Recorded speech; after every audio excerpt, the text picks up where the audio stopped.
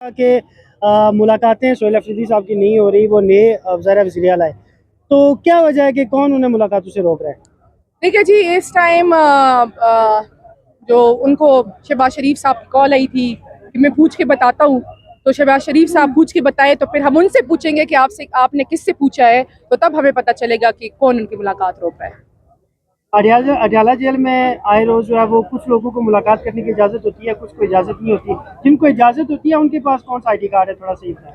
دیکھیے جی, ایسا کوئی معاملہ نہیں ہے کہ کچھ کو اجازت ہوتی ہے کچھ کو نہیں ہوتی. ان کی مرضی ہوتی ہے کہ کبھی الاؤ کرتے کبھی نہیں الاؤ کرتے, کبھی آدھے لوگوں کو چھوڑ دیتے کبھی آدھوں کو نہیں چھوڑتے. یہ ڈیوائڈ اینڈ رول کا ایک فارمولہ وہ اپلائی کر رہے ہیں تاکہ خود ایک دوسرے کے اوپر ویسے نہیں ہے. دیکھیں جی, ضروری نہیں ہے یہ سب کو جانے دے تو پی ٹی آئی کیوں آپس میں لڑے, لیکن چونکہ یہ کچھ کو جانے دیتے کچھ کو نہیں جانے دیتے, ڈیوائڈ اینڈ رول کا فارمولہ ہے, اس وجہ سے اتنا کیوس ہے.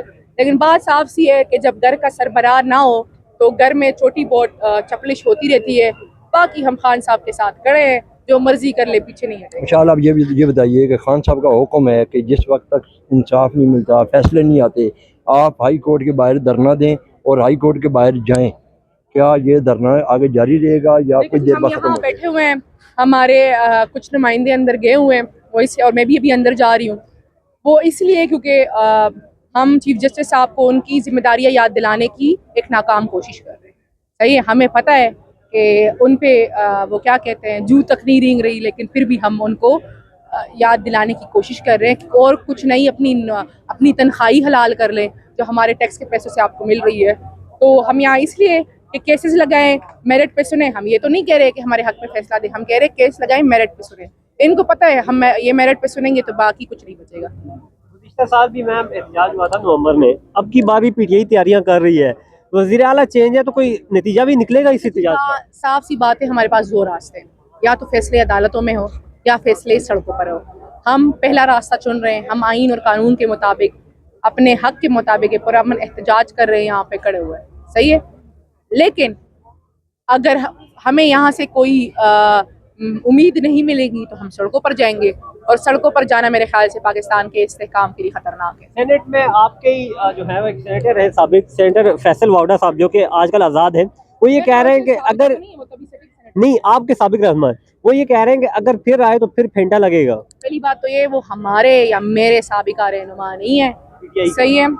دوسری بات یہ ہے کہ وہ جن کے ترجمان ہیں انہوں نے ہمیں پہلے بھی دھمکی دی تھی کہ آپ اٹک پار نہیں کر سکیں گے.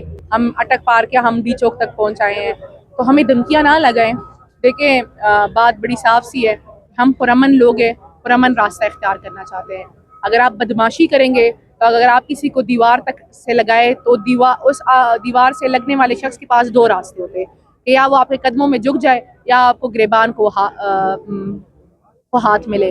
تو ہم نہیں چاہتے کہ ہم گریبان پکڑیں. میڈم یہ بتائیے گا کہ آپ کے سابقہ پارٹی کے کچھ لوگ ایکٹیو ہو گئے ہیں, شاہ صاحب سے ان کی ملاقاتیں ہوئی ہیں, تو پی ٹی آئی ان پہ تنقید کیوں کر رہی ہے اگر وہ خان صاحب کو رہا کروانا؟ پہلی بات تو یہ ہے کہ وہ اپنے آپ کو رہا نہیں کرا سکتے تو وہ کیا کریں گے. وہ سیاسی بے روزگار لوگ ہیں, اپنے آپ کو ریلیونٹ رکھنے کے لیے یہ کوششیں کر رہے ہیں. شاہ محمود صاحب اس عمر میں خان صاحب کے ساتھ 2-2.5 سالوں سے مضبوطی سے کھڑے ہیں, جیل برداشت کر رہے. انہوں نے یہ جیل اس لیے برداشت نہیں کری کہ یہ سیاسی بے روزگار لوگوں کے کہنے پہ وہ پی ٹی آئی سے یا الگ ہو جائیں گے یا کوئی اور دڑا بنائیں گے. یہ صرف ایک ارریلیونٹ کیوس بنانے کی کوشش ہوتی ہے. جب بھی اس طرح ترمیم آتی ہے اس سے ڈائیورژن کے لیے حرکتیں ہوتی ہے. تو صاف سی بات ہے, یہ جو مرضی کر لے کچھ نہیں ہونا. خان صاحب کی پارٹی ہے, خان صاحب کی مرضی ہے, جو فیصلہ اڈیالہ جیل سے آئے گا اسی پہ منوانت فیصلہ. کہا جا رہا ہے کہ اڈیالہ جیل سے جو پیغامات آتے ہیں مشال صدیقی سے سوشل میڈیا پر پوچھا جا رہا ہے مشال صدیقی کون ہے, اور بشرا بی بی نے جو ہے کوئی ان کو ترجمان مقرر نہیں کیا ہوا. علی عمران اور آپ کے کردار پر زیادہ تر سوال اٹھے. پہلی بات تو یہ جی مشال یوسف پی ٹی آئی کی سینیٹر ہے اس ٹائم, اور یہ ایک مخصوص ٹولہ ہے جو باہر اور ہماری جو یہاں پاکستان میں وہ اس لیے ہے, وہ سمجھتے ہیں کہ ان کو یہ سمجھے ذمہ داری دی گئی ہے, ٹاسک دیا گیا ہے کہ وہ لوگوں کو ڈسکریڈٹ کرے, وہ لوگوں کو بددل کرے, کمپینیں چلائیں تاکہ پیچھے ہو جائے. میرا ان کے لیے صاف پیغام ہے کہ اپنے لیڈر کے جو ہے نا راستے پہ منوان عمل کروں گی, جو ہے نا آپ کو رلاؤں گی, بس آپ لوگوں نے گھبرانا نہیں ہے. میم علی امین گنڈا پور کو خان صاحب نے جب ہٹایا تو انہوں نے یہ بھی کہا تھا کہ کے پی میں یہ آپریشن رکوانے میں ناکام رہ گئے. अभी भी वहाँ पे ऑपरेशन जब जरूरत पड़ती है हम करते हैं, हो रहे हैं ऑपरेशन।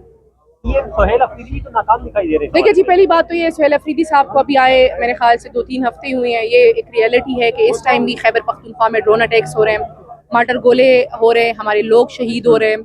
वज़ीरिस्तान के DPO पे हमला कराया गया है, वो इस टाइम शदीद ज़ख्मी है। हमारे हंगू के SP शहीद किए जा चुके हैं। हमारे पाक फ़ौज के कॉन्वाइस पे भी हमला हुआ है और इस टाइम 2 जगहों पे मिलिट्री ऑपरेशंस भी चल रहे हैं। हमारा इस वजह से हमने वेडनेसडे को 12 तारीख को अमन जरगा बुलाया है ताकि हम तमाम पार्टियों को मिला के एक फैसला करें और एक लाए अमल दें। बात साफ सी है कि खान साहब ने वाज़ेह कहा है कि ना हम ड्रोन अटैक्स मानेंगे, ना हम मिलिट्री ऑपरेशंस मानेंगे, हम रेजिस्टेंस देंगे और हम जो वेडनेसडे को हम रेजिस्टेंस देंगे। मैडम एक क्वेश्चन रख लीजिएगा, थोड़ा सा पर्सनल है। तो सलमान अकरम राजा के साथ थोड़ा सा आपके मसाइल बने, कुछ सोशल मीडिया पे खासी जंग चली लफ्ज़ों की, तो मसला क्या है? कोई मसला हल हुआ? पर्सनल ये चीज़ें क्यों जा रही है हैं? कि सलमान अकरम राजा साहब से मेरे कोई मसाइल नहीं, वो हमारी पार्टी के सेक्रेटरी जनरल है और खान साहब ने उनको एक ओहदा दिया हुआ है। तो हमारी दुआ है और उम्मीद है कि खान साहब के दिए गए ओहदे के मुताबिक वो खान साहब के लिए आसानियाँ बनाएं। और जो यहाँ पे ये बात हो रही है गद्दारी वफादारी की, जो खान साहब के साथ है, जो खान साहब को उन पर एतमाद है, जिनको खान साहब ने ओहदे दिए, जिनको खान साहब ने पार्लिमान में लेकर आए हैं, उन सब पे खान साहब का एतमाद है। सही है, तो यहाँ सिर्फ खान साहब की चलती है।